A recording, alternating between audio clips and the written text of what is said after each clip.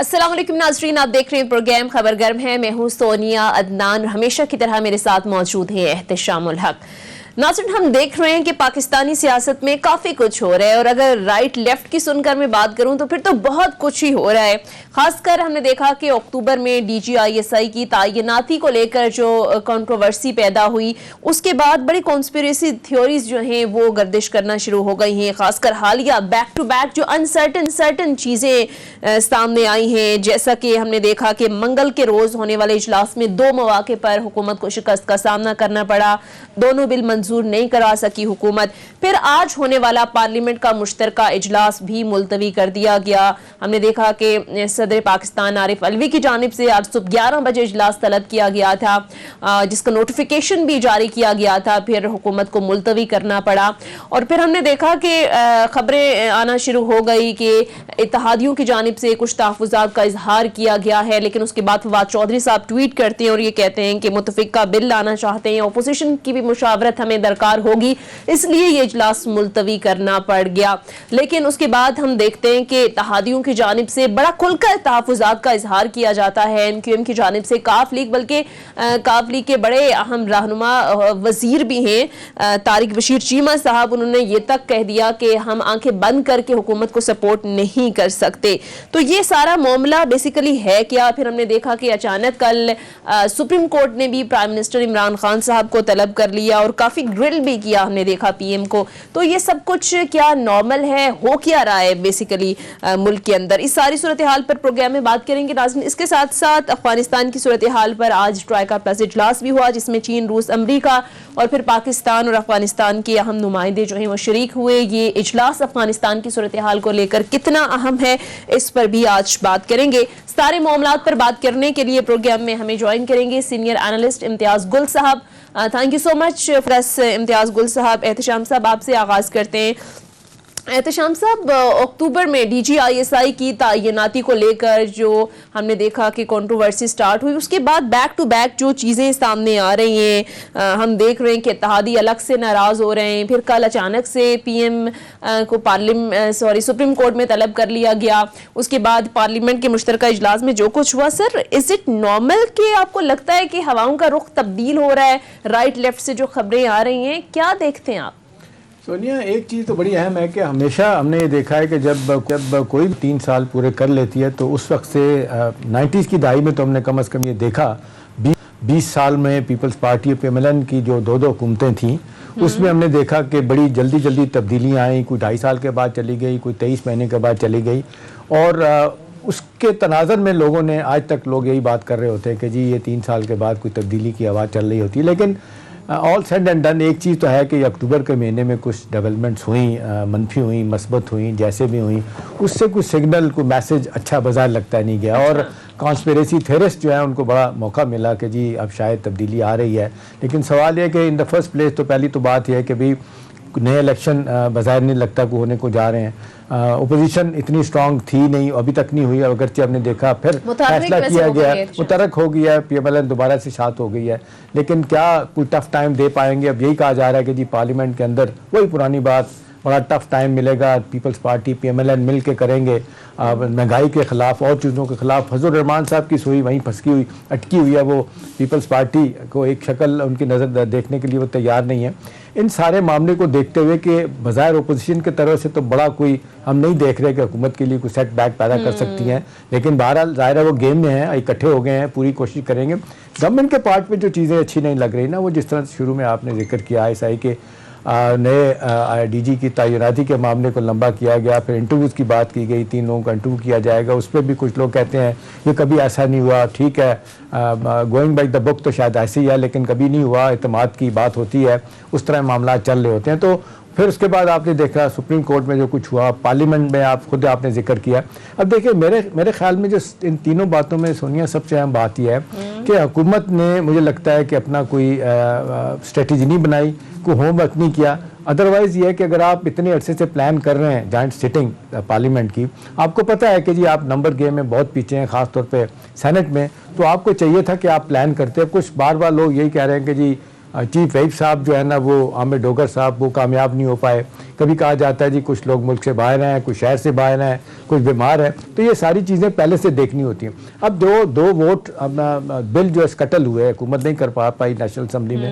سونیا 104 اور 117 کا فرق تھا، بہت زیادہ تھا. اور یہاں پہ اگر آپ دیکھ لیں پارلیمنٹ میں تو 442 ارکان ہیں، اس میں کہا جاتا ہے 8-10 سے زیادہ کا فرق نہیں ہوتا. اور ہماری اطلاعات یہ ہے کوئی ایجنسی نے جو ان کو بتایا حکومت کو عین وقت پہ بتایا کہ جی 20 ایک آدمی ادھر ادھر ہو سکتے ہیں، تو پینک میں یہ فیصلہ کیا گیا کہ جی اس کو ملتوی کیا جائے. اور یہ کہنا کہ جی کنسنسس پیدا کرنے کے لیے جیسے بابر اعوان صاحب بھی لگے ہوئے ہیں، اسد کیسر صاحب اسپیکر صاحب بھی کر رہے ہیں، یہ سیکنڈ تھاٹ ہے. پہلی بات جو ہے وہ کامیاب نہیں ہے، ان کا سیاسی طور پر نقصان ہوا. پرائم منسٹر نے کہا تھا کہ جی ایک جہاد کے جذبے سے آپ نے جانا چاہیے. مریم صاحبہ ریکارڈ لگا رہی ہیں کہ جہاد کا جذبہ ایک دن میں ختم ہو گیا. تو میرا خیال ہے رائٹنگ آن دا وال جو کچھ چیز نظر آ رہی ہے کہ مشکلات بڑھ رہی ہیں حکومت کی، اور خاص طور پہ ڈیلیوری نہیں ہے، مہنگائی، اکانومی اور پھر ریجن کے حالات بھی، تو بہت سے حوالوں سے مشکلات ہیں. لیکن لگتا نہیں ہے کہ کوئی کسی کے پاس گیم پلان ہے کہ یہ 2 سال کے پہلے حکومت جا سکتی. دیکھیے معاملہ اتنا ہی سیدھا ہے جیسے آپ بات کر رہے ہیں کہ اتحادیوں کو شاید اس سے پہلے اعتماد میں نہیں لیا گیا تھا. آج بابر اعوان صاحب کہہ رہے ہیں کہ چند روز کے لیے اجلاس مؤخر ہو گیا، پھر دوبارہ سے ہم اجلاس طلب کر لیں گے. یا پھر اتحادیوں کے حوالے سے ہمیشہ بات ہوتی ہے کہ یہ جب ناراض ہوتے ہیں تو ان کی خود کی کوئی اسٹریٹجی نہیں ہوتی، کہیں اور سے ڈوریں ہلائی جاتی ہیں. تو یہ بھی ایک فیکٹر دیکھتے ہیں آپ؟ سونیا میں نام نہیں لینا چاہتا، کسی کا نام کیا لیں، لیکن مجھے ایک ایف بی آر کے بڑے اہم گریڈ 21 کے آدمی سے آج میری بات ہو رہی تھی. انہوں نے کہا کہ جی یہ پی ایم ایل کیو کے ایک وزیر ہیں، انہوں نے آ کے ایک ڈیمانڈ کی ہے کہ اتنے پیسے مجھے دلوائے جائیں، اور ان کو کہا گیا کہ جی ایسا نہیں ہو سکتا، کس کھاتے میں کس طرح دلوائے جائیں، کس کو فائدہ پہنچانا ہے اور کس کے ذریعے آپ نے لینا ہے. خیر کہا یہ جا رہا ہے کہ جی ایف بی آر کو صاحب نے ہمیں بتایا کہ پی ایم سیکریٹریٹ کو شکایت کی گئی، بتایا گیا، اور پھر ان کی طرف سے جو جواب ہے بہت ہی امبیرسنگ اور بہت ہی جس کو کہنا چاہیے پریشان کن ہے کہ جی دیکھیں ہم کیا کریں، ہم بلیک میل تو ہو رہے ہیں، پریشرائز ہو رہے ہیں. اگر یہ حکومت 4 لوگوں کی ہے، ان کی 4 لوگوں کی وجہ سے ہماری حکومت قائم ہے، اگر ہم ان کی بات نہیں مانیں گے تو حکومت ہماری گر سکتی ہے. ان سو منی ورڈز ان کی طرف سے یہی سگنل دیا گیا جی کام کریں، غلط کر رہے ہیں، صحیح کر رہے ہیں. دیکھیں ماضی میں ایم کیو ایم جو ہے نا وہ تو باقاعدہ بھتہ لیتی تھی، دنیا سے بھی لیتی تھی، لوگوں سے بھی اور حکومتوں سے بھی لیتی تھی، کھڑے کھڑے پیسہ مانگا جاتا تھا. ایک دن تو مجھے یاد ہے میرے سامنے یہ سارا کچھ ہوا کہ 10 کروڑ روپیہ انہوں نے کہا جی فوراً چاہیے. وہ سی ڈی ڈبلیو پی کی میٹنگ ہو رہی تھی، پروجیکٹ میں سے 10 کروڑ نکالا گیا اور پہنچایا گیا، سنا گیا، بتایا گیا کہ جی فوراً وہ پیسہ 10 کروڑ وہ لندن پہنچا دیا گیا.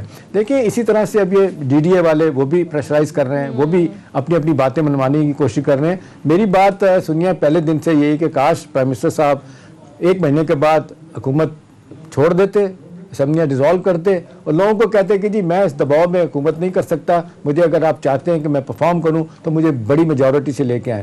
بہرحال اس کا وقت نکل چکا ہے. 3 سال کے بعد کووڈ نے بڑا پریشان کیا، اوورآل اکانومی ہماری سیٹ بیک میں چلی گئی، کچھ چیزیں حکومت کے کرنے والی وہ نہیں ہو پائیں جو اللہ کی طرف سے تھیں، اس میں ہم کچھ نہیں کر سکتے. انٹرنیشنل پرائسز پیٹرولیم کی وہاں آسمان پہ چلی گئی ہیں. 42 روپے تھی $42 پر ڈے تھی، پر بیرل تھی، اب وہ چلی گئی 85 بیرل پر ڈے. تو اب نتیجہ یہ ہے کہ بیرل اے ڈے. تو اب اس میں کیا کر سکتے ہیں؟ یہ اب کموڈیٹی پرائسز اب آہستہ آنا شروع ہوئے نہیں، ساری دنیا میں 11% 12% مہنگائی ہے. وہ کہتے ہیں کہ یہ 74 79 کا وہ کہتے ہیں وقت لوگوں کو یاد آ گیا کہ جو اتنا کساد بازاری کی انتہا تھی، کورین وار کا لوگ ذکر کر رہے ہیں، تو اس میں 28 سال کی مہنگائی کا تو سامنے لوگوں کو سامنا کرنا پڑ رہا ہے. اتنی زیادہ مہنگائی نہیں تھی جو 28 سالوں میں آج ہوئی ہے. تو کچھ چیزیں حکومت کے ہاتھ میں، کچھ حکومت میں نہیں ہے. حکومت میں ہاتھ میں جو چیز تھی وہ مینیج کرنا چیزوں کو، جو کہ نہیں کیا گیا. تو احتشام صاحب آسان ہوگا اتحادیوں کو منانا، اور آپ کو لگتا ہے کہ یہ قانون سازی کر پائے گی گورنمنٹ؟ کیا پریڈکٹ کرتے ہیں آپ؟ دیکھیں سونیا اب میرا خیال ہے حکومت کے لیے تو ڈو اور ڈائی والا مسئلہ بن گیا نا. 3 بل جو ہے یہ آپ دیکھ لیں، الیکٹورل ریفارمز کا بل جس میں ای وی ایم مشین کو لے کے آنا ہے، اس کے لیے تو بھلے کچھ لوگ اعتراضات کریں حکومت کے، اپنا ہی پرویز خٹک صاحب کہتے ہیں جی میں بھی اس پہ شاید ووٹ نہیں کروں گا. اوورسیز پاکستانیز وہ 90 لاکھ کہتے بندے ہیں، وہ چاہتی ہے حکومت ان کا ووٹ ہمیں ملے. اور تیسری چیز آج نیب آرڈیننس میں ترمیم کرنی ہے. تو میرا خیال ہے حکومت تو کرے گی دوبارہ سے اپنے، میرا خیال ہے سارے کے سارے جو چیزیں جو ری آرگنائز کرنی پڑیں گی, کو اکٹھا کرنا پڑے گا, اور شاید کہیں اور سے بھی تھپکی دلوانا پڑے گی تاکہ وقت پہ لوگ سارے اکٹھے ہو سکے. صحیح, ٹھیک ہے. سینئر اینالسٹ امتیاز گل صاحب بھی ہمیں پروگرام میں جوائن کر چکے ہیں. Thank you so much for joining اس سر. امتیاز گل صاحب, جب سے ہم نے دیکھا کہ ڈی جی آئی ایس آئی کی تعیناتی کو لے کر کنٹروورسی پیدا ہوئی, اس کے بعد بیک ٹو بیک بڑی انسرٹن چیزیں دیکھنے میں سامنے آئی, جیسے آج پارلیمنٹ کا ہونے والا مشترکہ اجلاس ملتوی ہو گیا, پھر اتحادیوں کی الگ شکوے شکایتیں, منگل کے روز اجلاس میں 2 مواقع پر حکومت کو شکست کا سامنا کرنا پڑا, پھر ہم نے دیکھا کل اچانک جو ہے وہ سپریم کورٹ نے پرائم منسٹر کو طلب کر لیا. تو اس ساری صورتحال کو لے کر بڑی کانسپیریسی تھیوریز جو ہیں وہ گردش کر رہی ہیں. سر, آپ کو کیا لگتا ہے, آل از ویل یا پھر کوئی خطرے کی گھنٹی بج چکی ہے؟ خطرے کی گھنٹی میرا خیال ہے بچ چکی تھی, لیکن شاید وقتی طور پہ وہ معاملات حکومت کے لیے میرا خیال سیٹل ہو گئے ہیں. تاثر جو حکومتی حلقوں کے ذریعے مل رہا ہے اور جن کے ساتھ ان کی کھٹ پٹ ہوئی تھی, تو یہ لگتا ہے کہ آئندہ سال 1.5 سال کے لیے یہ معاملہ ایسے ہی چلتا رہے گا. البتہ تشویش کی بات یہ ہے کہ ہم چونکہ جمہوری پارلیمانی نظام میں ہیں تو وہ پارلیمانی نظام کام نہیں کر رہا ہے, اور اس میں پوچھنا یہ پڑے گا, شاید وزیر اعظم کو یہ وضاحت دینی پڑے گی کہ اگر تو وہ اس نظام پہ یقین رکھتے ہیں تو پھر ان کو دوسروں کے ساتھ ہاتھ اگر چلے نہ ملائیں تو ساتھ تو لے کے چلنا پڑے گا, کیونکہ عادت اتنا زیادہ بٹیر والی بات نہیں ہو سکتی کہ آپ پارلیمان کے اوپر اتنے پیسے بھی خرچ کر رہے ہیں اور اس کا عملاً استعمال نہیں ہو رہا ہے. اور اس بنیادی وجہ مشترکہ اجلاس کے ملتوی ہونے کی بھی یہی تھی, اور وہ بالکل ایک جائز شکایت ہے, چاہے وہ پی ایم ایل این ہے, پیپلز پارٹی ہے, کہ اگر ان کو مکمل طور پہ یا جزوی طور پہ بھی اعتماد میں نہیں لیا جاتا, ان کے صلاح مشورہ اہم معاملات میں شامل نہیں ہے, تو پھر نظام کو کیا فائدہ ہے, کیوں وہ رہنما کے طور پہ کام کریں اس تمام کام کے لیے جو حکومت اس وقت کروانا چاہتی ہے. اتحادیوں کی جانب سے جو گلے شکوے ہیں وہ جائز ہیں؟ آپ کو یہ معاملہ اتنا ہی سیدھا لگتا ہے, یا پھر ابھی جس طرح سے ابھی پروگرام میں ہم ڈسکس بھی کر رہے تھے کہ اکثر یہ ہوتا ہے کہ جب اتحادی ناراض ہوتے ہیں, یا خاص کر ایم کیو ایم اور قافلی کی ایک ہسٹری بھی ہے کہ ان کی خود کی اپنی کوئی جو ہے وہ فیصلہ سازی نہیں ہوتی, ڈوریں کہیں اور سے ہلائی جاتی ہیں, تو سر اس پر کیا کہیں گے آپ؟ وہ تو احتشام صاحب بھی ابھی کہہ رہے تھے نا کہ وہ کہیں اور سے تھپکی ہو سکتا ہے پڑ جائے. اچھا, بس وہ یہ تھپکی بھی دے تھپکی پڑی ہے ویسے اتحادیوں کو, آپ کو کیا لگتا ہے؟ دیکھیں, وہ ہر ایک اپنا بھاؤ بڑھانے کے لیے ضرور ایسی صورتحال میں پرزہ نکال لیتے ہیں, لیکن میں نہیں سمجھتا کہ ان کی کوئی بہت زیادہ ایسے حیثیت ہے, اور نہ ہی ان کی کوئی ریپوٹیشن اس قسم کی ہے کہ وہ واقعتاً مرد حر بن گئے اور وہاں پہ کھڑے ہو جائیں گے. لیکن امتیاز, میرا اپنا ذاتی طور پہ خیال ہے کہ یہ 3 سال حکومت نے اتحادیوں کے ساتھ بڑی مشکل سے گزارے, اور اب تو یہ بات میرا خیال ہے کوئی سیکرٹ نہیں رہی کہ جس انداز سے بلیک میل کرتے رہے ہیں, پریشرائز کرتے رہے. ابھی آپ سب چیزوں کو چھوڑ دینا, یہ جو پرویز الہی کے صاحبزادے ہیں مونس الہی, ان کو وزیر بنانے کی بات ہو رہی تھی, اور مجھے اچھی طرح پتا اور آپ کو بھی ڈیفینیٹلی پتا ہے کہ پرائم منسٹر عمران خان صاحب کئی موقعوں پہ پوائنٹ بلینک کہہ چکے تھے, آپ کوئی اور آدمی دے دیں میں مونس کو نہیں لوں گا. آپ نے دیکھا کہ وہ بھی ڈٹ گئے, اڑ گئے, اور انہوں نے کہا جی بندہ ہوگا تو ہمارا یہی ہوگا. الٹیمیٹلی انہوں نے مونس الہی کو ہی بنا کے چھوڑا وزیر. ٹھیک ہے, وہ آج پانی کے وزیر ہیں. اب سوال یہی ہے کہ جی اب کہنے والے لوگ کہتے ہیں کہ جی آپشن نہیں ہے, سپورٹ نہیں ہے, کیا کریں, صرف 4 لوگوں کی وجہ سے حکومت قائم ہے. پہلے جو 3 لوگ تھے ان کے اپنے اختر مینگل گروپ کے, وہ بھی چھوڑ کے چلے گئے ہیں. 10 لوگ کہتے ہیں وہاں پنجاب اسمبلی میں جن کی وجہ سے حکومت ہے. تو مجھے ذاتی طور پہ لگتا ہے کہ پرائم منسٹر عمران خان جو اتنی زبردست ریپوٹیشن انجوائے کرتے ہیں کم از کم کرپشن کے حوالے سے, کہ اور بات نہیں سنتے کسی کی, ان کو پتہ چل جائے کہ یہ بندہ مال بنا رہا ہے یا یہاں سے سفارش آ رہی ہے, لیکن کمپرومائز ہو رہی ہیں. مجھے لگ رہا ہے چیزیں کہیں نہ کہیں رائٹ لیفٹ سے, وہ کہتے ہیں جی آپ معاملے کو چلائیں. ایک صاحب بات کر رہے تھے کہ جی یہ سینئر ایک بیوروکریٹ بات کر رہا تھا, کسی نے کرپشن کی بات کی تو انہوں نے ڈانٹ دیا. انہوں نے کہا یار خاموش ہو جائیں, یہ آپ چلنے دیں اس ملک کو, آپ یہ چاہتے ہیں کہ دیوار ڈھام سے گر جائے اس جمہوریت کی اور اس نظام کی.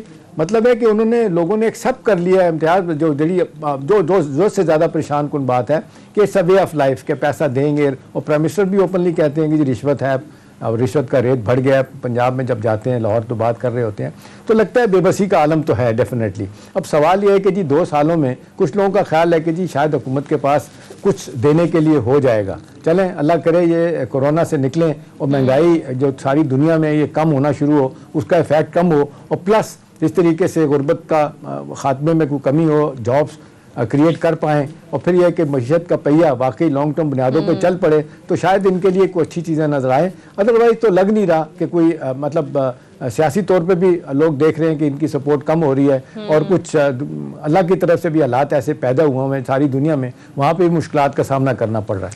अच्छा इम्तियाज गुल साहब, इस वक्त चैलेंजेस जी मैं कहा आप क्या कह रहे हैं, एहतजाम भाई क्या कह रहे हैं कि अल्लाह भी अब नाराज हो गया इसलिए? मैं नहीं कह रहा, मैं तो सवाल छोड़ रहा हूँ। तो इम्तियाज गुल मुश्किल साहब, हालात है। राष्ट्रपति इमरान खान के लिए बेबसी का आलम है, उनके इर्द गिर्द काफी शिकंजा कस दिया गया है, और मुश्किल हालात हैं कि ऐसी सूरत हाल में जहाँ पे जो स्टेटस को कहते हैं, इस सिस्टम के जो बड़े शराकतदार और बेनिफिशरीज हैं वो उनके इर्द गिर्द छा गए हैं, और जो थोड़ा बहुत रिफॉर्म करना चाह रहे थे इस्लाह, वो इमरान खान नहीं कर पाए हैं। तो चैलेंजेस जिस तरह से इम्तियाज गुल साहब आपने भी बात की कि बहुत ज़्यादा हैं, इंटरनेशनल लेवल पर देखें, फिर मुल्की सूरत हाल देखें, बैक टू बैक अभी जिस तरह से तफसीलन बात भी हुई, तो सर आपको क्या लगता है इन चैलेंजेस से गवर्नमेंट निकल सकेगी? बहुत सारी अफवाहें ये भी गर्दिश कर रही हैं कि शायद जो कबल अज़ वक्त इंतखाबात वो भी हो सकते हैं, 2022 जो है वो इंतखाबात का साल हो सकता है, तो ऐसी कई सूरत हाल बनती देख रहे हैं आप? देखिए मौजूदा हाल में तो हुकूमत, मैं नहीं समझता कि उसको सूट करेगा कि 1 साल के बाद भी इलेक्शन करवा ले, लेकिन जाहिर है अगर हुकूमत के पास आदाद शुमार ना हो, यानी आपकी असम्बली में अगर तमाम आपकी अक्सरियत खत्म हो जाए, तो उसके बाद तो आबाद के सिवा कोई चारा नहीं रहता, और देखा जाएगा अगले 2-4 हफ्तों में शायद क्लियर हो जाएगा कि इनके पास जो बाकी मानदा इत्तेहादी हैं वो रहते हैं या नहीं रहते।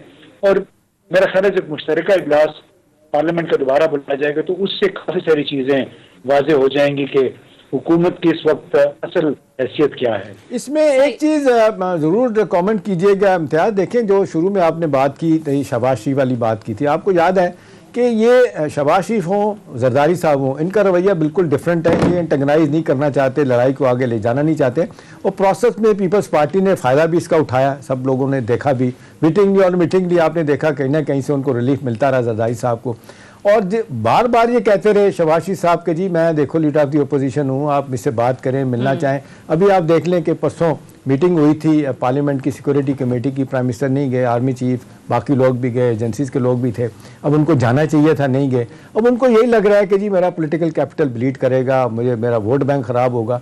अब आप जिस तरह आप जीत के आए इस तरह वो जीत के आए, भी आप बैठे तो सही ना, भले हाथ ना मिलाएं अगर आप इतना ही समझते हैं। तो मेरा ख्याल है इससे भी बहुत ज़्यादा सूरत हाल बिगड़ी है। वो लोग जो नहीं चाहते थे इम्तियाज़ बहुत ज़्यादा हुकूमत के ख़िलाफ़ जाएं, इन्होंने मजबूर कर दिया कि इनके खिलाफ जाएं।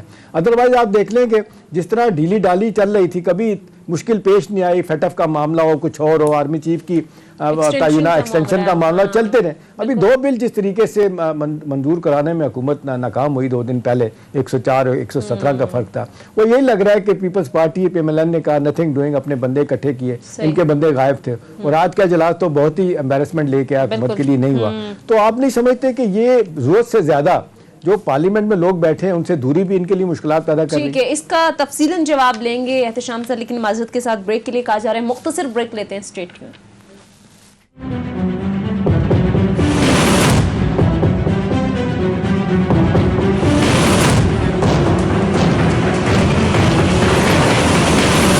ब्रेक के बाद खुशामदीद। इम्तियाज गुल साहब, ब्रेक पर जाने से पहले जिस तरह से एहतशाम साहब बात कर रहे थे, सर क्यों आपको क्या लगता है इमरान खान साहब को क्यों ऐसा लगता है कि अगर उन्होंने अपोजिशन से बात कर ली तो शायद उन्हें सियासी तौर पर नुकसान होगा? हुकूमत तो हमेशा रिसीविंग एंड पे होती है और हुकूमत को बहुत सारे मामलात पर अपोजिशन का साथ चाहिए होता है, तो ये इमरान खान साहब क्यों ऐसा सोचते हैं? ये तो देखिए काश के हम कोई दिमाग पढ़ने वाले होते, हमें समझ आ जाती कि वो क्यों इस तरह कर रहे हैं। क्योंकि ये नहीं हो सकता कि आप हुकूमत भी करें, फिर आप बिल भी पास करवाना चाहें और उनको साथ साथ गालियां भी देते रहें, और जब जरूरत पड़े फिर आप अपना इजलास बुलवा के उनको साथ शामिल करने की कोशिश करें। ہمارے جمہوری نظام جو آپ کہیں گے اس میں ممکن نہیں ہے. اب ان کو یہ مشورے کون دے رہا ہے یا ان کی اپنی کنوکشن ہے, اپنا یقین, ٹھیک ہے اچھی بات ہے جو وہ باتیں کرتے اصولی طور پہ بات صحیح کرتے ہوں گے کہ جن کے خلاف کیسز ہیں ان کے ساتھ ہم ہاتھ کیسے ملائیں, لیکن پھر تو ان کو چاہیے کہ سسٹم کو ریپ اپ کریں, صدارتی نظام بنیں اگر وہ یہی سمجھتے ہیں, کیونکہ اصولاً وہ سمجھتے ہیں کہ ہمارا جو موقف ہے وہ کمپرومائز ہو جائے گا, جی کرپٹ لوگوں کے خلاف ہم کام کر رہے ہیں ان کے ساتھ ہم ہاتھ نہیں ملا سکتے. لیکن یہ ایک تضاد صورتحال ہے, اقتضاد ہے کہ آپ ایک طرف آپ کو ان کی ضرورت ہے, دوسری طرف آپ کہتے ہیں ان کو بلانا نہیں چاہتے ہیں, رات میں اپنا کام بھی نکلنا چاہتے ہیں. تو جب تک وزیر اعظم اس سے نہیں نکلیں گے, دیکھیں وہ تو بہت بڑے بڑوں نے کہا ہوا ہے, ہماری تاریخ بھی ہے کہ جب مصلحت کے تحت آپ بہت سارے کمپرومائز کرنے پہ مجبور ہو جاتے ہیں, جب اجتماعی مفاد کی بات آتی ہے تو یہاں صرف عمران خان کو وزیر اعظم کو اپنے نقطہ نظر پہ اپنے نظریے کی صداقت کے بارے میں نہیں سوچنا چاہیے, ان کو اجتماعی مفاد کے بارے میں سوچنا چاہیے. اور اجتماعی مفاد یہ ہے کہ یہ ملک اس طریقے سے آگے نکلے جو اس وقت ہم ایک بمر میں پھنسا ہوا ہے. ٹھیک ہے, لیکن امتیاز اس کی ایک اور ڈائمنشن بھی ہے, وہ آپ نہیں سمجھتے کہ بلکہ آئرنی اس وقت یہ ہے کہ یہ جو جن کو کہا گیا چور ہیں, ڈاکو ہیں, لوٹ کے لے گئے, اتنے بلین لے گئے, پھر درمیان میں اسٹیٹمنٹ آتا ہے آدھا دے دیں 25% دے دیں تو میں ان کو چھوڑ دوں گا. اب سوال یہ ہے کہ 3 سالوں میں اکاؤنٹیبلٹی کا پروسیس جس طرح چلا, کسی کے خلاف کوئی ریفرنس نہیں بن پایا, آخری بندہ 2 سال کے بعد چھوٹ کے آ گیا خوشی شاہ صاحب, اور سپریم کورٹ کہتی ہے کہ جن پہ کوئی کیس نہیں ہے. آپ نہیں سمجھتے کہ ڈائلوٹ ہوتا ہے حکومت کا نقطہ نظر, اور جب لوگ سوال کرتے ہیں کہ جی جن کے خلاف آپ نے باتیں کی کرپشن ایک دھیلے کی ثابت نہیں ہے, وہ جو بار بار انگلی لا کے شہباز شریف صاحب کہتے ہیں ایک ٹکے کی بھی دھیلے بھی ثابت کر دیں تو میں سیاست چھوڑ دوں گا. اب زمینی حقائق تو یہی بتا رہے ہیں نا کہ آپ کا سارا اکاؤنٹیبلٹی کا پروسیس دھڑام کر کے نیچے آ گیا, جس پہ سوالیہ نشان سپریم کورٹ اور ہائی کورٹ بار بار اٹھا رہے ہیں, کسی بندے کو کنوکٹ نہیں کر سکے. آپ ایک ڈھیلا بھی, وہ آپ کو مشہور یاد ہوگا انٹرویو حامد میر کے ساتھ زرداری صاحب کا کہ جی سنا ہے $7 بلین دے کے آپ اپنے کیسز ختم کروا رہے ہیں, وہ کہتے ہیں میں تو $7 نہیں دوں گا. اب سوال یہ کہ ایک پیسہ بھی انہوں نے نہیں دیا. وہ حکومت جو دعویٰ کرتی ہے جی 550 سے 600 ارب روپے ہم نے ریکور کیا, وہ آپ کو پتہ ہے امتیاز کس طرح ہوا, کوئی ہاؤسنگ سوسائٹیوں والے سے لیا, کسی نے دین کے نام پہ پیسہ اکٹھا کیا ان سے لیا گیا, پولیٹیکل لوگوں سے کوئی پیسہ نہیں ہے, کوئی جس کو کہتے ہیں پلی بارگین ان کے ساتھ نہیں ہوئی. تو اسی ساری چیزوں کو دیکھتے لوگ کہتے ہیں ان کے نقطہ نظر کو تقویت مل رہی ہے کہ بھی آپ نے الزامات لگائے تھے, ثابت تو کوئی نہیں ہوا, ایک بندہ بھی پھنس کے نہیں گیا, جو گئے تھے آہستہ آہستہ کر کے سارے باہر آ گئے اس میں ضمانتوں پہ. اس پہ تو حکومت کی بہت سبکی ہوئی ہے نا, حکومت یا ہماری اسٹیبلشمنٹ ہے دونوں کی بہت سبکی ہوئی ہے, اس لیے کہ بڑھ چڑھ کے تمام وزیر 2-3 وزیر تو انہوں نے ذمہ اٹھایا ہوا تھا, پہلے بتا دیا کہ آپ فلاں کے خلاف کیس ہوگا, فلاں کے خلاف کیس ہوگا, ان کیسوں میں سے نکلا کچھ نہیں ہے. تو اس سے بھی ہمارے جو ریاستی جو ادارے ہیں ان کی ایک نالائکی بھی ظاہر ہوتی ہے. جو آپ چالان بناتے ہیں, اخباری خبریں ان کی بنیاد پہ کئی کیسز بنائے گئے اور نکلا اس میں سے کچھ بھی نہیں. تو بڑی انہوں نے زیادتی کی ہے اپوزیشن کے سیاستدانوں کے ساتھ بھی. چھوٹے موٹے جو لوگ کو اپنے دوست احباب کو دے دیتے ہیں, اس میں کوئی اتنی بڑی نہیں ہے. وہ جو آپ ہاؤسنگ سوسائٹیز والی بات کر رہے ہیں, اب مجھے یہ بتائیں کہ نیب بنا تھا نیشنل اکاؤنٹیبلٹی بیورو, بنیادی مقصد تھا کہ جتنے سرکاری ادارے ہیں, سرکاری کارپوریشن آپ نے ان پہ نظر رکھنی ہے. اور یہ لوگ بولے کہ نجی اسپتالوں میں, نجی ہاؤسنگ سوسائٹیز میں ان کے لوگوں کے ساتھ پلی بارگین کر رہے ہیں. ٹھیک ہے, یہ اس کے احتساب ہونا چاہیے جو کرپشن ہے, لیکن اب جب آپ نے اتنے پیر پھیلا دیے اس میں پروسیکیوٹرز کے اوپر اتنا ہو جائے گا, وہی پروسیکیوٹر جو پھر ایک انسٹرومنٹ اعلی کار بن گئے مزید کرپشن کا. اب ضروری نہیں ہے کہ واقعتاً یہ نالائق ثابت ہوئے ہوں ان کیسوں میں اپوزیشن کے خلاف, اس میں ہمارے نظام کی کرپشن بھی ہے. ہمارا جو قانونی کرمنل جسٹس سسٹم ہے اس میں اتنے سارے سکم ہیں, اس سے فائدہ اٹھاتے ہوئے بڑے بڑے لوگ ہیں جو مرائے ہیں, جن کے لیے کروڑ 50-60 فاصلہ ہی نہیں ہے, وہ ادھر سے سائڈ سے انڈر دا ٹیبل لگا کے اپنے کیسوں کو طوالت بھی دے دیتے ہیں, ان کے خلاف ثابت بھی ہوتا ہے. نتیجہ یہ ہوتا ہے کہ 2-3 سال کے بعد وہ باہر آ جاتے ہیں. صحیح, ٹھیک ہے. احتشام صاحب اب ذرا آگے بڑھتے ہیں, اور آج جو اجلاس ہوا امتیاز گل صاحب, یہ ٹرائیکا پلس, آپ کو کیا لگتا ہے سر, یہ افغانستان کی اگر صورتحال کو دیکھا جائے اس وقت معاشی حوالے سے, دیگر جو اس وقت مسائل ہیں, کتنی اہمیت کا حامل ہوگا؟ جی مجھے دیکھیے آپٹکس کے لیے آنکھوں کے لیے بہت اچھا ہے کہ جی روس چین امریکہ کے جو خصوصی نمائندے ہیں افغانستان کے لیے وہ اسلام آباد میں اکٹھے ہوئے، انہوں نے طالبان رہنماؤں کے ساتھ، امیر متقی کے ساتھ سائیڈ لائنز پہ ملاقات بھی کری، لیکن ایک بات بڑی واضح ہے کہ افغانستان کی موجودہ صورتحال کا براہ راست تعلق طالبان حکومت کا تسلیم کیا جانا ہے، اور دوسرا اس کا بڑا پہلو ہے ان کے امریکہ میں جو فنڈز منجمد ہوئے ہیں وہ سب سے بڑی رکاوٹ بن گئی ہے، جس کی وجہ سے ایسا لگ رہا ہے کہ افغانستان کے اندر آئندہ 2-3 مہینوں میں وہاں کا تمام کاروباری نظام دم برہم ہو کر رہ جائے گا، اس لیے کہ بینکوں کے پاس پیسے نہیں ہیں، افغانستان کے اپنے کوئی 8-9 ارب ڈالر ہیں وہ امریکہ نے فریز کری ہیں، اور بنیادی طور پہ نہ افغان حکومت نہ بین الاقوامی تنظیمیں اقوام متحدہ کی طرح اور نہ ہی افغان تاجر بینکاری نظام کو استعمال کر سکتے ہیں، خاص طور پہ ملک سے باہر کے، یعنی آپ لیٹر آف کریڈٹ لگا سکتے ہیں، آپ قرضے نہیں لے سکتے ہیں، تو اس کا نتیجہ کیا ہوگا کہ اندرون خانہ طالبان کی حکومت میں پریشر بڑھے گا، بے روزگاری بڑھے گی، آپ کے تاجر وہاں پہ قحط کے ساتھ ساتھ اشیاء خوراک کی قلت آ جائے گی 2-3 مہینے کے دوران اگر ان کے اوپر بینکنگ چینل بند رہے۔ تو ان کے کل گزار یہ کرنا ہے ان طالبان کے کہ انہوں نے نعرے تو بہت لگایا کہ ہم نے سپر پاور کو یہاں سے بھگا دیا، لیکن بڑے بولے تھے بیچارے، بھولے ہمارے ملک میں بھی ہیں جو آج بھی کہتے ہیں کہ سپر پاور کو پہلے ہم نے روس کو ہروایا، اب سپر امریکہ کو لوگوں نے ہرا دیا، وہ بھول گئے کہ وہ سپر پاور کے ہاتھ میں پوری دنیا کی معیشت کا کنٹرول ہے، ڈالر وہ چاہتے ہیں، ڈالر جو ہیں ٹرانزیکشن جو وہ نیو یارک کے ذریعے ہوتی ہے۔ دیکھیں یہی بات بالکل صحیح بات کی آپ نے امتیاز۔ دیکھیں اب یہ جو ایک طرف تو فائنینشیل اکنامک اور بینکنگ سسٹم تیزی سے کولیپس کر رہا ہے اپنی جگہ پہ، دوسرا جو ہیومینیٹیرین کرائسس یہ انسانی المیہ جنم دے رہا ہے۔ میں آج دیکھ رہا تھا یونائٹڈ نیشن کی ایک رپورٹس، اس میں کہا جا رہا ہے کہ اگر فوری طور پہ ان کی مدد نہ کی گئی تو 97% لوگ جو ہے نا وہ بلو دی پاورٹی لائن چلے جائیں گے۔ ابھی دیکھ لیں وہاں پہ پیسہ دینے کے لیے تیار نہیں، یعنی چین نے صرف کیش میں $4 ملین دیے ہیں، $1.2 بلین یورپین یونین نے اعلان کیا ہوا، لیکن امریکہ سے وہ بھی ڈرتے ہیں، جس طرح آپ کی طرف آپ نے اشارہ کیا، وہ بھی کھل کے سامنے نہیں آ رہے۔ پاکستان نے تھوڑی بہت مدد کی، رشیا نے کی، اب اس طریقے سے بھی مدد نہیں ہو رہی کہ بھی یہ ان کو کوئی تھوڑی دیر کے لیے تو سسٹین کر پائیں۔ اب گیم پلان تو یہی لگ رہا ہے کہ جی ٹھیک ہے ان کو لایا گیا ناکام کرنے کے لیے، یا دوسری طرف میں دیکھ رہا تھا ایک اور BBC کی رپورٹ امتیاز، بڑے حیران ہوا میں سے کہ داعش خراسان کو انہوں نے امریکہ میں ایک لابنگ فرم کے طور پر رجسٹر کرا دیا گیا وہاں پہ۔ اب لوگ کہہ رہے ہیں کہ جی طالبان کے خلاف ان کو تھپکی دی جائے گی۔ اب دیکھیں مستقل ایک یہاں پہ ایک نیا سین اور نیا کرائسس پیدا کیا جائے گا ریجن میں، اور انسٹیبلٹی ریجن کی جو ہے نا جو ہم چاہ رہے ہیں کہ ٹھیک ہو جائے، سب کے لیے ون ون سچویشن ہو، اس سے ہم بہت دور جا رہے ہیں۔ بالکل، اور جس طرح سے آج وزیر خارجہ شاہ محمود قریشی صاحب نے بھی کہا کہ اگر عدم استحکام ہوگا افغانستان کا تو نہ صرف پاکستان متاثر ہوگا بلکہ پوری دنیا جو ہے وہ اس سے متاثر ہوگی۔ بہرحال اس پر مزید بات بھی کریں گے، مختصر بریک لیتے ہیں، بریک کے بعد واپس آئیں گے، ہمارے ساتھ رہیے۔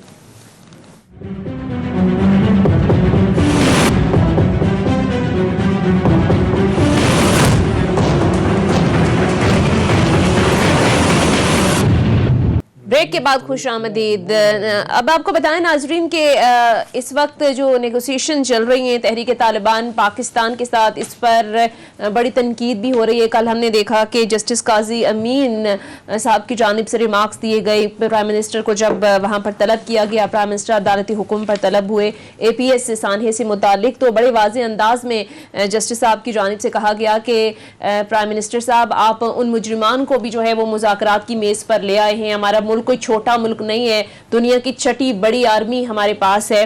تو امتیاز گل صاحب، اس سارے سیناریو کے اندر کل جو کچھ عدالت میں ہوا اور پھر سانحے APS کے تناظر کو بھی اگر دیکھا جائے تو سر آپ کو کیا لگتا ہے یہ جو مذاکرات کا سلسلہ شروع ہوا ہے TTP کے ساتھ، اس کا مستقبل کیا دیکھتے ہیں آپ؟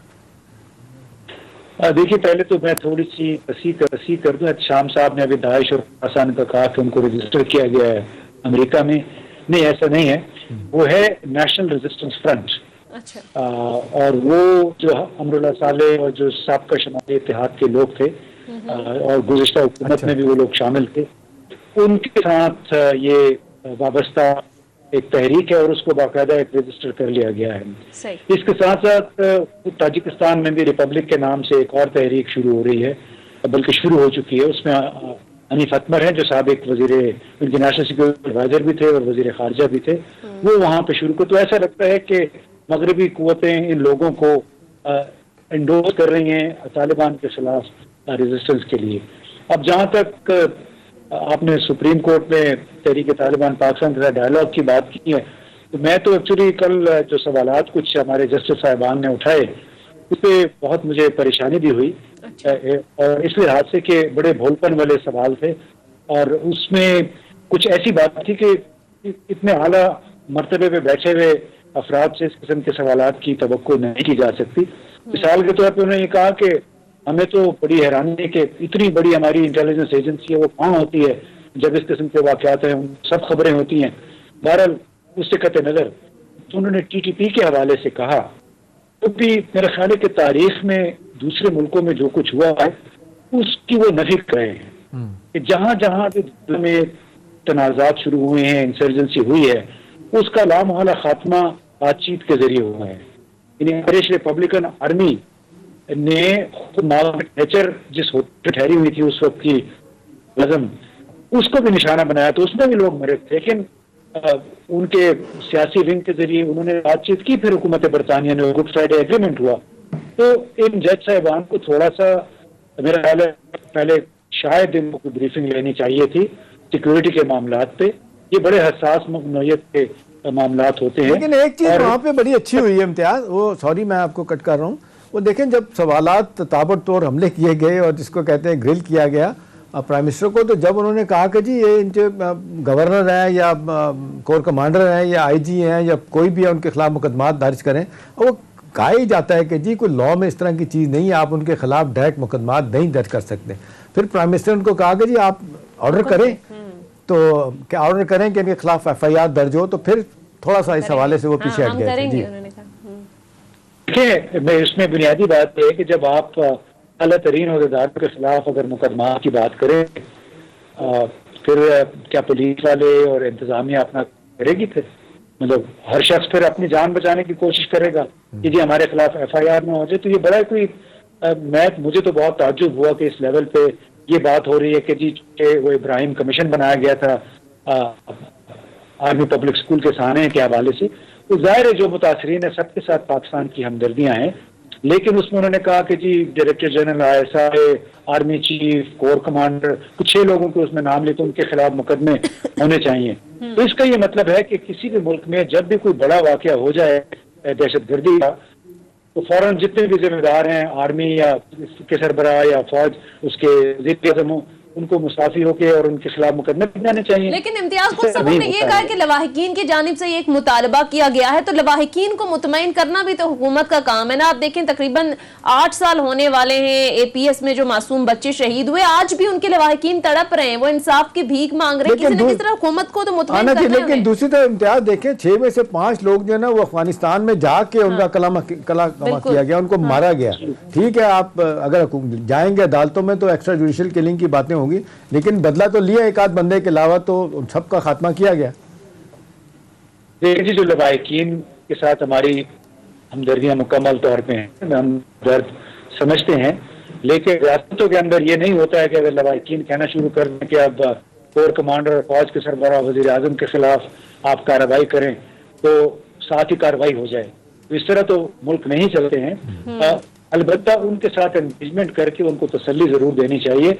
اور جو کل جج صاحبان نے کہا اس کا تو لباب یہ ہے کہ چونکہ ان کو تمام چیزوں کا پتہ ہوتا ہے لہٰذا یہ واقعہ نہیں ہونا چاہیے. کہ بہت ایک بنیادی سی بات ہے کہ دہشت گرد جب بھی کام کرے گا تو ان کا اور مقام کا تعین وہ دہشت گرد خود کرتا ہے. ہو سکتا ہے آپ کے پاس انفارمیشن ہو کہ حملہ ہونے والا ہے, لیکن ایگزیکٹلی کس وقت ہوگا, کب ہوگا, یہ تو کسی کو نہیں پتا. اگر ایسا ہو تو دنیا میں دہشت گردی کی بات کیا بھی نہ ہوتے پھر. ٹھیک ہے احتشام صاحب, کہیں نہ کہیں آپ کو لگتا ہے کہ اس میں ہمارے انٹیلیجنس فیلئر تھا. اور دوسرا جس طرح سے امتیاز گل صاحب بات کر رہے ہیں, ظاہر درست بات کر رہے ہیں کہ جہاں جہاں تنازعات ہوئے انہیں کچھ مثالیں بھی دی کہ بالآخر مذاکرات کی میز پر آنا ہی پڑتا ہے. لیکن سر یہ جو تحریک طالبان پاکستان کے ساتھ معاہدہ کوئی پہلی بار نہیں ہو, اس سے پہلے بھی آپ نے بھی کل کے پروگرام میں ذکر کیا تھا کہ متعدد معاہدے معاہدے ہو چکے ہیں, جب بھی معاہدے کیے یہ تحریک جو ہے وہ دوبارہ سے زیادہ مضبوط ہو کر سامنے آئی, 70,000 سے زائد جانوں کی قربانی دی گئی, تو ریاستی ریٹ آپ کو نہیں لگتا دیکھیں یہ کہیں جو نہ کہیں کمزور ہو انٹیلیجنس جاتی فیلئر کی اور سیکیورٹی لیب کی جو بات آتی ہے, اس کا جواب تو فواد چوہدری صاحب نے دیا تھا کہ جی 9/11 دیکھ لیں, وہاں پہ بھی انٹیلیجنس فیلئر ہوئی تھی. مجھے امتیاز یاد آ رہا ہے چودھری نثار علی خان جب انٹیریئر منسٹر تھے PMLN گورنمنٹ کے, اور جو پیک پہ تھا جب ہم دیکھ رہے ہیں لڑائی ان کے خلاف ہو رہی تھی, TTP کے خلاف, اور روزانہ دھماکے ہوتے تھے, وہ کہا کرتے تھے ایک دھماکہ ہوتا ہے تو آپ اس کو اتنا اوپر لے کے چلے جاتے ہیں, لیکن یہ بھی دیکھا کریں کہ ہم نے پچھلے 2 4 6 دنوں میں 2 سے دھماکے جو ہے نا ان کو روکا, اپنے انٹیلیجنس کی بنیاد پہ ان کو پکڑا لوگوں کو, پھر ان کو سزائیں بھی دلوائے گی. تو ظاہر سی بات ہے پھر یہ جب معاملہ حالت جنگ کا ہو جائے تو اس طرح کی چیزیں ہوتی ہیں. سیکورٹی لیب, انٹیلیجنس لیب بھی ہو سکتا ہے. اب بات تو یہی ہے نا کہ لوگ یہ بات کہتے ہیں کہ مسلسل آپ جنگ میں ہوں, جن سے جنگ لڑ رہے ہوں, جس نے آج ایک دھماکہ کیا ہے وہ اب اس کے ریڈ الرٹ ہو جائے گا, سیکورٹی ہائی ہو جائے گی, لیکن کب تک؟ 2 4 6 8 دن کے بعد دشمن تو پھر دیکھتا ہے کہ اچھا جب لوگ ڈھیلے پڑ جائیں گے پھر وہ دوبارہ اس طرح کا کام کریں گے. سب سے اہم بات ہے ایک ہی شکل کے لوگ, ایک ہی کھانے پینے والے, ایک ہی کلچر, ایک ہی ٹریڈیشن کے لوگ ہوں, وہ آپ کے اندر رہ رہے ہوں. دیکھیں کتنے سہولت کار پکڑے گئے, بندہ آتا ہے پشاور سے, افغانستان سے, پنڈی میں, پشاور میں کہیں چھپ کر کسی رشتہ دار کے پاس بیٹھ جاتا ہے, کسی کو پتہ نہیں چلتا کیونکہ انہیں پتہ ہے رشتہ داریاں بھی ہیں, ایک جیسی شکلیں بھی ہیں, کھانا پینا ایک جیسا بھی ہے. تو بڑا مشکل ہوتا ہے یہ دہشت گردی کی جنگ میں مخالفین کو پکڑنا, انرتھ کرنا, یہ آسان کام نہیں ہے. لیکن الحمدللہ بہت سے حوالوں سے ہماری انٹیلیجنس ایجنسی نے بہت زبردست کام بھی کیا ہے جو دنیا بھی اس کو سراہتی ہے. ٹھیک ہے, ہماری انٹیلیجنس ایجنسیز ہمارے نے پاس جو اعداد و شمار موجود ہیں. جی امتیاز گل صاحب 30 سیکنڈ سے کوئکلی.